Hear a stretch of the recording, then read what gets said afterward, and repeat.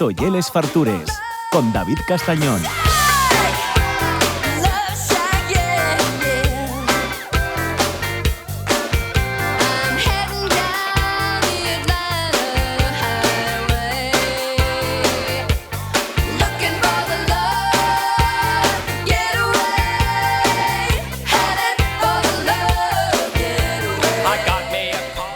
Bueno, ya tiempo de cerveza en Les Fartures. Ya sabéis que tenemos a uno de nuestros chicos favoritos, que es Pablo de Cervecería El Cabanón, y cuando viene siempre suele venir bien acompañado, y esta vez te has superado, siento importante, Pablo? ¿Qué tal estás? Claro, me pidas que suba el listón y bueno, pues yo lo intento, hago lo que puedo.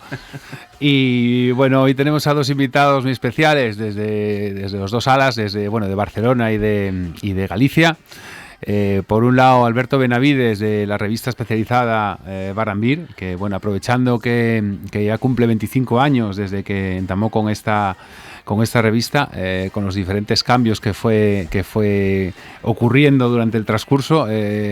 Parte de la historia cervecera de este país fue desgranándola y narrándola y contándola ahí en la publicación, y bueno, que nos va a contar hoy un poquitín qué pasó, cómo y el tema de la revista y qué pasó en estos años.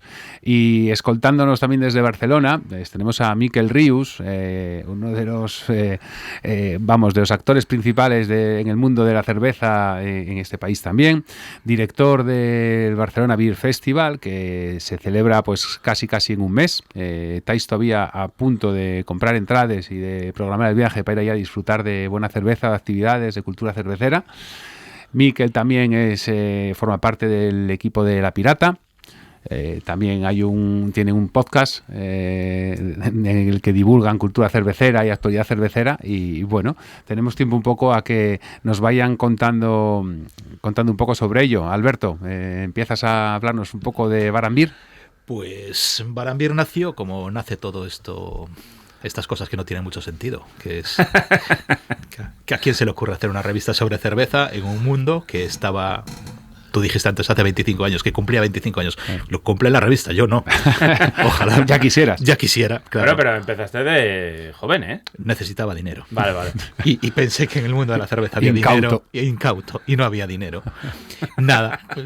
Vi que los ingleses tenían una revista de cerveza gratuita, que parecía gratuita, y pensé, aquí se puede hacer algo así y ganar dinero. Pues mi error. Bueno, oye, 25 años después... La isla en Galicia no llegó, ¿no? No llegó. Había otras posibilidades y tuve que haberlas explorado y me fui por el camino equivocado. Te quedaste con lo primero que encontraste en el camino. Sí. Pero bueno, sí, es verdad que Bar & Beer y una referencia, yo creo que trasciende el mundo de la cerveza, y una referencia cultural dentro de la industria española. Sí, porque, bueno, además, pues eso, hace 25 años cuando empezó con era aquello en formato periódico. Periódico, sí. Luego fue cambiando, no voy a decir que evolucionando, cambiando, ¿no? Entonces, de aquella época no había internet, tampoco no había nada donde mirar y donde indagar, ¿no? Salvo, 4 libros y poco más. Entonces, yo me acuerdo de conocer muchas cosas, mucha cerveza, muchos festivales, muchos destinos cerveceros, porque además la revista tiene diferentes secciones muy interesantes. Entonces, de los que somos cerveceros, ¿quién no viajó a algún destino con los cuadernos de campo de Bar & Beer? Entonces, me parece que hay algo que nos proporcionó mucho. Sí, señor. Sois muy elogiosos, demasiado, pero se agradece que en este mundo falto de aprecio se agradece mucho. Sí, a ver, lo que podemos decir es que sí, hemos sido cronistas de lo que ha pasado, y sobre todo que sí, la sección de viajes es de las más exitosas, porque los viajes se hacen frente a otras publicaciones, otros contenidos, que es una copia y pega. Nosotros recorremos todos los bares y hemos dejado en todos los bares parte de lo que pensábamos ganar. Sí, parte importante. Bueno, y hay que decir, de los que me conocéis, sabéis que uno de mis referentes cerveceros es Michael Jackson, y yo tengo que decir que Alberto tuvo el placer de conocerlo, y Michael Jackson, no voy a decir que tuvo el placer, pero que sí también, ¿no? Pero Michael Jackson escribió en Bar & Beer, con lo cual ya eso es empezar desde arriba del todo. Pues es de un vestigio de una época en la que la comunicación, por lo que, aunque resulte extraño, era mucho más fácil. La gente era mucho más accesible y lo lograba simplemente escribiendo una carta. Ahora los emails no llegan y las cartas antes llegaban. O sea, fue así. Así de simple. Le dije, me gustaría que escribieses en un fanzine. No era ni revista aquella. Y Michael Jackson me preguntó qué quería hacer. Yo le dije, yo quería lo mismo que estás haciendo en Canberra, una sección. Y él me dijo, no voy a hacer lo mismo. Voy a proponerte artículos que creo que pueden encajar. Y así me los enviaba. Alguno aparecía publicado en el Street News en Estados Unidos, pero después ya empezó a centrarlo en artículos de peculiaridades de su vida, y creo que son los más enriquecedores y que algún día tendrán otro destino. Además, o sea, yo en alguna entrevista leí que era como, por supuesto, era uno de tus ídolos. Empezaste, te cambió la vida al leer el libro de Michael Jackson. Y que, claro, supongo que tuvo que ser increíble que tu ídolo escribiera en tu revista. Probablemente ahora, 25 años después, lo considero más importante que en ese momento. Cuando empiezas, eres un ingenuo, crees que todo es posible, crees que vas a poder entrevistar, visitar a todo el mundo, conocer a todo el mundo, y descubres que no. Pero Michael Jackson sí es uno de los... Bueno, Pablo, yo creo que hay que aclarar, porque claro, estamos con un público no especialista y esto siempre os toca decirlo, que no oye el Michael Jackson de Thriller. Y el que anunciaba que el famoso refresco azucarado. Bueno, aprovechando también que tenemos a Mikel, que Mikel también es colaborador de Barambir, también hizo alguna entrevista célebre, ¿no? Creo que conseguiste buenas entrevistas por Estados Unidos, creo que fue en algún viaje, ¿no? Me parece que sí. Cuéntanos un poco tú también, tu experiencia. Bueno, empezaremos por el final, ¿no? En este último de 25 años de que sí que hay una entrevista de Charles Papazian, que coincidimos de jueces cerveceros en el Campeonato de Japón. Y otra persona súper accesible, amable, hasta unos extremos que lo veías el hombre cansado y tenía siempre tiempo para un rato más de charla.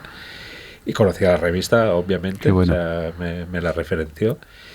Y quería aprovechar para tirar un poco para atrás. Yo recuerdo una ilusión enorme con Alberto, hace yo creo que 12, 13 años, que hizo una crónica de un viaje precisamente a un festival de Demolen, el Borers, y que para mí, o sea, fue tal alegría y tan subidón pensar de que me podía publicar un Bar and Beer. O sea, para mí fue un hito personal el poder escribir en un Bar and Beer, ¿no? Y la recuerdo, la guardo. Qué bueno. Y tengo buen recuerdo. Y mira, y ya para cerrar el círculo, pues al final hemos acabado de socios en La Pirata con Meno. Con Meno, sí señor. Que fue el objeto de aquel artículo, ¿no? Qué bueno, qué bueno. Bueno, hay que decir que en el 25 aniversario, en la revista honorífica, sale Pablo Cabanón con una foto ahí. O sea, bueno, hay que mencionarlo todo, ¿no? Yo creo que es porque a Alberto se le agotaron ya un poco los de quién tirar y al final, pues bueno, fue pidiendo favores ahí. Aquí llegó arrastrándose, por favor, no tengo a quién llamar. Y bueno, pues... No fue así. Había que poner una pica en cada zona. En cada zona. No, es un número dedicado a los amigos. He recibido bastantes críticas porque falta gente, sí, bueno, pero no son mis amigos. Y aquí están gente que nos haya ayudado y son amigos. Claro. Pues es el número que voy a hacer para los 25 años. Sale quien quiere. Bueno, pero es un... Bueno, yo como consumidor asturiano... Bueno, luego, si queréis, también os preguntamos qué os parece este mundo de la cerveza en Asturias, que me parece algo muy peculiar y digno de mencionar. Pero que Pablo se ganó un nombre y hace una labor, a mí me parece descomunal, vamos. Es que yo no tengo cualquier amigo. No, pero bueno, después también es muy difícil hacer una selección. Mira cómo... pero bueno. No, pero es cierto, hombre, es cierto. Es muy difícil hacer una selección. Hay mucha gente digna de salir, pero lógicamente todo el mundo no puede. Entonces, bueno, pues vamos a girar. Hiciste tu criterio. Vamos a girar el programa y vamos a hacerle pasar vergüenza a Pablo. Sí, me encanta. Porque vamos, que se está poniendo coloradísimo, míralo. Se puede ganar un número especial solo para él y todo el trabajo que ha hecho en la cerveza, se lo merece y más. Bueno, y otra de las cosas en Bar and Beer que a nosotros nos salpica directamente es que tenéis a Diego Cotoya de colaborador haciendo algún tipo de caricatura o dibujo por ahí. Pues sí, es curioso. Yo a Diego no lo conocía. Bueno, como no conozco a una buena parte de los colaboradores en persona, para que no se estropeen las cosas, pues... Importante e inteligente. A Diego me enteré de su existencia en la pandemia. cuando empezó a dibujar gorriones, Todo lo que... y dije, este tipo que bien dibuja los pájaros. Y luego descubrí que hacía cerveza, entonces dije, Encima. otro más. Y dije, pues venga, hay que integrarlo en la nueva etapa de la revista, que salió justo después de la pandemia, y Diego es el tipo que hace las ilustraciones de los personajes a los que le hacemos el cuestionario Proust. Uh-huh. Bueno, y también hizo una portada, ¿no? También... No, portada no he hecho portada no he hecho Bueno, ninguna. la que hablábamos antes que salía... No, él hizo una foto con saliendo el pozo. Vale. Cierto. Bien. Bueno. Y Miquel, ahora bueno, cuéntanos un poco también, desgranando un poco a lo que te dedicas, todo lo que haces, todo, porque estás en la recta final de la preparación del Barcelona Beer Festival, que es, digamos, el festival más importante que tenemos en la península y uno de los más importantes. Tampoco vamos a eso, pero bueno, cuéntanos un poco cómo va la preparación, qué expectativas tenéis, dónde lo vais a hacer ahora, por si todavía enganchamos a algún asturiano que quiera ir a conocer lo que ahí se gesta. Seguro que sí, porque vamos, es tradición histórica de que se han organizado grandes viajes desde Asturias para Barcelona, porque ya entraremos en la maravilla de comunidad cervecera que tenéis aquí, que es única. Uh-huh.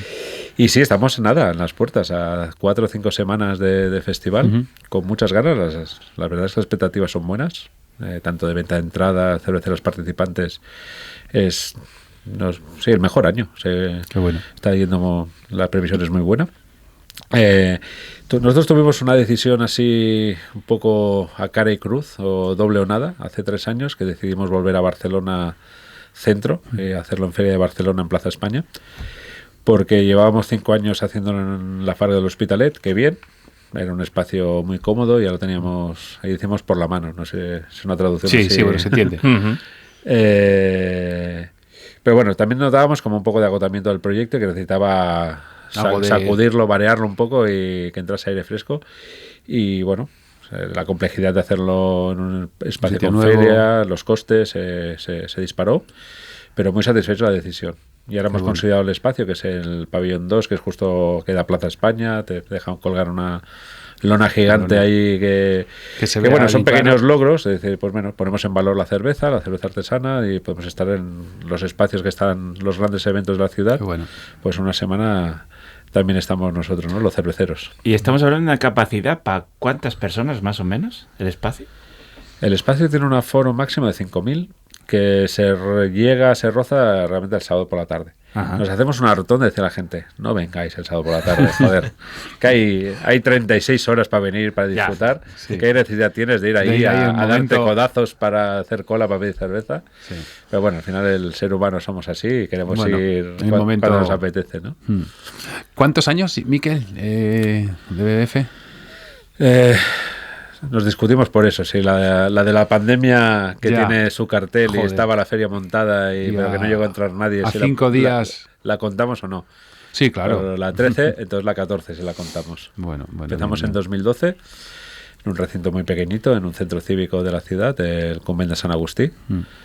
Que si tengo que hacer caso de todo el mundo que me ha dicho que estuvo allí, yo creo que no es verdad. No cogía tanta gente. Mira que era pequeño aquello.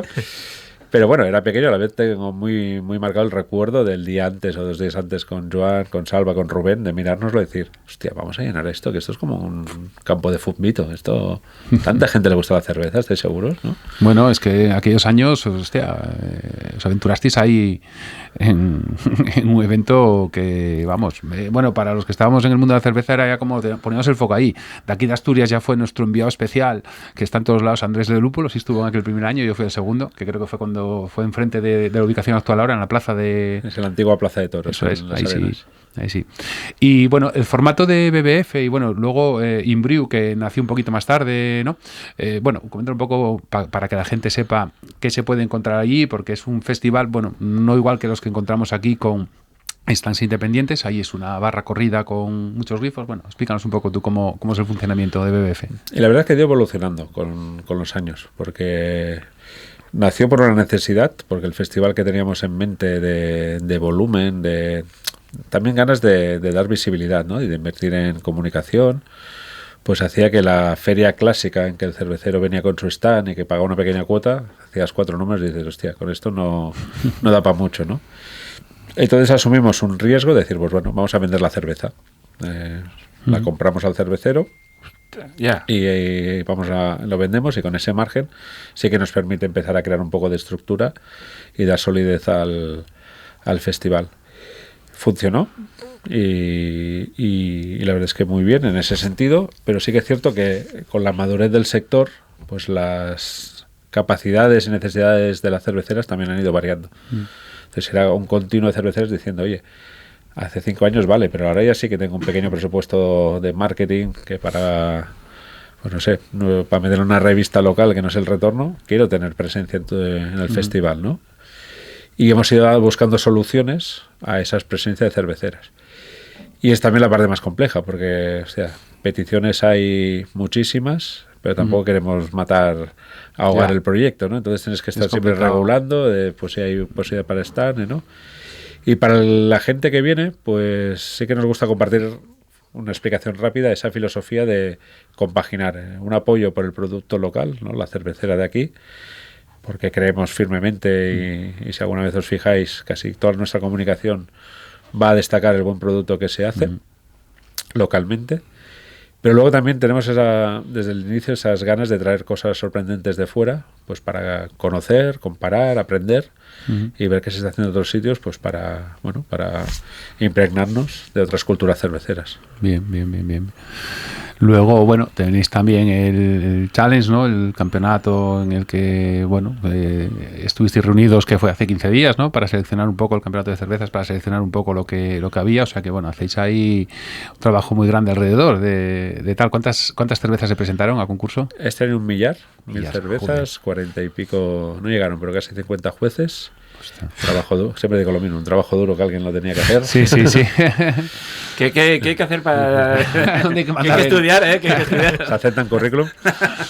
Oye, tiene su parte dura. Cuando llevas ya 6 rondas y te meten allí 8 cervezas casi iguales y tener la presión, pues al final es que es una responsabilidad. Porque tú no sabes qué cervezas son, pero sabes que ahí depende la alegría o la tristeza de un cervecero o que pueda subir ese año las ventas de esa cerveza porque puede poner la medalla o puede hacer luego una campaña de marketing que le funcione. Entonces es una responsabilidad y, joder, hay veces que sí. O sea, me oigo a mí mismo y digo, la gente se ríe de mí, ¿no? Cuando dices eso, pero tiene su parte ahí de responsabilidad y, joder, que no siempre te apetece ponerte el chip de análisis y venga, otra ronda de 10 cervezas y saca las 3 mejores. Oye, hay que ser muy, muy, muy fino porque para distinguir a veces cervezas del mismo estilo es muy complicado, ¿eh? Y luego después de llevar también, pues eso, las que llevas atrás, lo que decimos, esta 7ª ronda, y pero bueno, la gente que lo hace está encantada, enamorada. Y el trabajo es ese, ¿no? El hacerlo desde la responsabilidad. Bien. Y luego, bueno, también hacéis la parte un poco también más de Inbrew, esa otra... Bueno, es otro pie que sustenta también o que forma parte de BBF. Ese es un poco más dedicado al profesional. Exacto. Y de nuevo fue pues dar respuesta a una petición o necesidad del sector, ¿no? Venían marcas de fabricantes de maquinaria o proveedores de malta, lúpulo, botellas o cualquier servicio. Decían, pero si tienes a todos mis clientes en tu festival, están allí. Dices, ya, pero están vendiendo cerveza. Y digo, bueno, pero vamos a buscarle algún momento de que yo pueda incidir, ¿no? Entonces lo complementamos, que no solo sea la parte de feria de venta, sino intentar dar unas formaciones, crear momentos de encuentro, ¿no? De que vaya más allá de la actividad. Y bueno, es bastante humilde en el sentido de que no es una exposición de centenares de empresas, pero bueno, nuestro sector también es humilde, para decirlo cariñosamente. Sí. Pero lo mismo, las empresas han creído en él y que ven que es una oportunidad de una vez al año de hacer comunidad, que al final es lo que nos importa. Yo creo que también es un poco bueno, el sector que va madurando un poco, ¿no? Que ya vas buscando algo más, bueno, también más profesional, buscando un poco, bueno, contactar con gente de fuera que a lo mejor en el día a día no puede, bueno, habrá empresas que no pueden o que no tienen la capacidad, entonces bueno, creo que también es un buen sitio. Manera. Y aparte tenemos esa manera de entenderlo como divulgación cervecera o cultura cervecera, ¿no? Porque sí que está separado físicamente, pero no hay ninguna barrera. Entonces la persona que pues se toma una cerveza, son una al mediodía y está medio aburrido, pues se da un paseo por ahí y si ve a alguno parado le pregunta, y esta máquina, o esto es el lúpulo, esto es... También esa parte pedagógica que la gente va a hacer negocio, ¿no? Pero les insistimos, en la medida de lo posible, pues todo suma, ¿no? Y, Sí. todo ayuda. Y no Sí. sabes el homebrewer que te pregunta un día si de aquí 2 años es cliente tuyo importante, ¿no? Claro, Eso es. ya. Eso es. Bueno, y luego tú cuentas todo esto, ¿no, Alberto? Tú cuando vas al festival, luego tienes que hacer las crónicas y juzgar y... No, que va, no. ¿No? Que va, nunca. Yo primero, cerveza nunca juzgamos y después sí. Al festival vamos a disfrutarlo. Sí, porque para nosotros es un disfrute. Conoces a un montón de gente y después ves a muchísima gente que solo has contactado con ella vía... Sí, sí, correo, vía ahora. correo, vía redes sociales y la conoces en persona. Y luego siempre están los cerveceros, Ujú. que para mí es la mayor oportunidad de estar con tanta gente del sector en un sitio junto y con buen ambiente, porque Sí. los festivales de cerveza y el BBF para mí es el referente. Sí. Ujú. Yo puedo decir que sí que es el referente. Ujú. Es donde me lo paso bien y trato de no hacer negocio. Mira tú, ¿eh? Es que así no te puedes ir bien nunca en la vida, ¿no? Puedes hacer dinero en la revista, Ya. Alberto. Bueno, tú verás. Gracias por el consejo. Bueno, y haciendo un poco repaso de bueno, estos 14 años de festival, estos 25 de la revista, ¿cómo veis la evolución o cómo veis cómo ha ido cambiando en estos 25 años en todos aspectos? A ver, melón abierto. Sensorialmente, el mundo es mucho, mucho más divertido que hace 25 años. Eso, para mí, es el cambio más importante. Nunca se han podido beber tantas cervezas, tan variadas, Tanta calidad ahora. disponibilidad y creatividad.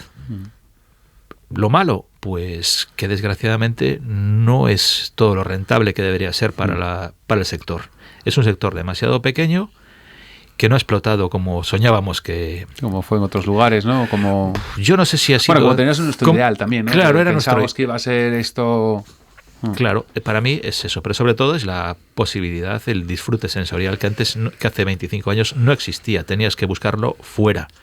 La única posibilidad de descubrir sabores en la cerveza estaba en el exterior. Hoy en día es innecesario prácticamente buscar fuera, pues ahora encuentras en cualquier sitio grandísimas cervezas y frescas. Sí. Para mí es el mayor cambio. Y No sé. Miquel, tú viéndolo también desde la gran ciudad, ¿no? Porque también Barcelona fue un poco el origen también del movimiento craft hace allá por, bueno, principios de los 2000, ¿no? Entonces, bueno, ¿cómo has visto tú esta evolución por ahí? O sea, lo primero es que me voy a apuntar esa respuesta, me ha parecido maravillosa. Sí, la verdad es que esa sí, riqueza sí. organoléptica. No me lo vamos, esperaba, ya- mira, me gustó. O sea, la vas a empezar a ver que como declaración propia y no te voy a citar encima. y pagar menos. Ha evolucionado, hombre, claro, desde un sector, digamos, absolutamente amateur a empezar a crear pequeñas estructuras profesionales.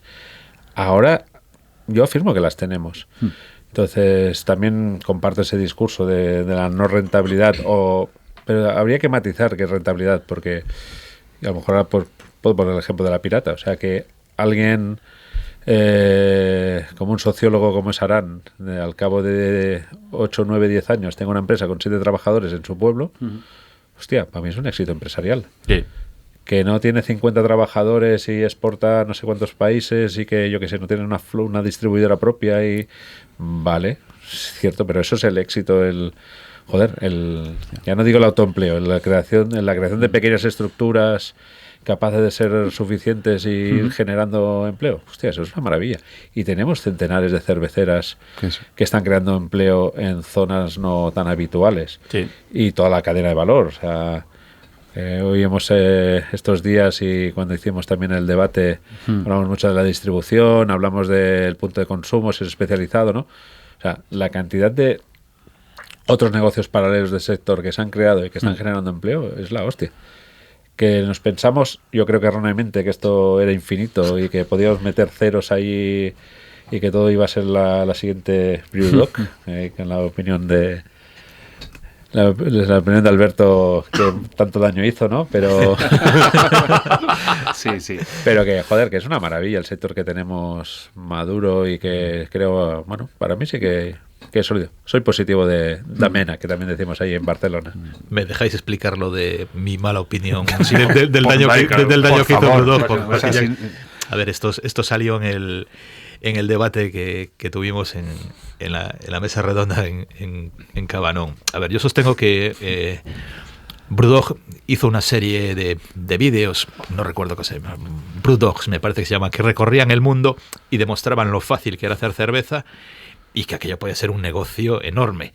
Entonces yo creo que muchísima gente se lanzó a eso pensando Fueron engañados. Fueron engañados, efectivamente, por esos dos escoceses multimillonarios. Punkis.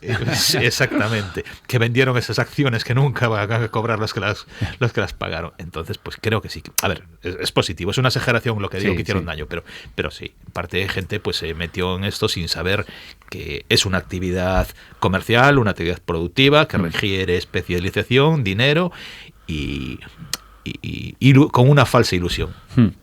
Bueno, y también hay que ver un poco también cómo fue evolucionando, o sea, porque de lo que hablábamos, no sé, de 2015 aquí cómo ha cambiado todo en cuanto a la calidad que tenemos, en cuanto a la aparición de festivales, de podcast de radio. Bueno, yo creo que el sector ha crecido mucho y muy bien. Después también en las diferentes regiones, porque los que estamos en las pequeñas ciudades y tal, también vemos que hay muchos sitios donde poder disfrutar de mucha cerveza donde antes era impensable. O sea, cuando hablas de los comienzos de Barambir, es que casi siempre pensábamos en escapar fuera de aquí para probar cosas. Y eso que, bueno, y vamos a hablar luego de ello, de cómo veíais la escena cervecera asturiana. Creo que en Asturias tenemos muchísima suerte porque desde hace muchos años hay una parroquia muy muy buena. En Gijón y en Oviedo es que contamos con cervecerías que tienen más de 30 años de existencia y hosteleros que a lo mejor no con un solo proyecto pero con varios siguen en activo, como Pedro Berlín, Alejandro en Donan, Vince, Abadía, Montana en Gijón. O sea, aquí en Gijón, donde estamos grabando, ha habido siempre una cantidad de locales donde poder beber bien y disfrutar de la leche. Yo siempre pongo el ejemplo de Pedro de Berlín, que a finales de los años 90 ya tenía 14-15 grifos de cervezas belgas y en su día libre, en sus 2 días libres, cogía un alsa e iba a Bélgica a visitar fábricas, a ver qué podía conseguir, qué podía traer, qué podía traer. Entonces tenemos mucha suerte, pero bueno, a colación de lo que íbamos antes, la escena ha crecido de una manera muy, muy sana y hay una salud creo que envidiable, así que hay que seguir así. A mí me pasa que cuando que tú lo has hecho, oye, de Barcelona, joder, parece que venga de San Diego, ¿sabes? De que esto sea aquello, tengamos un grifo en cada esquina, ¿no? Y puede haber sido uno de los primeros, pero te das cuenta que no, o sea, que hay unas realidades cerveceras y no hace mucho que estuvimos juntos en Pontevedra también con Alberto. Me maravilló Pontevedra cerveceramente. Y nace de mi ignorancia, de que fue invitado y encantado para conocerlo, y lo que conocí me encantó. Y cada vez que vengo a Asturias, pues me alucina.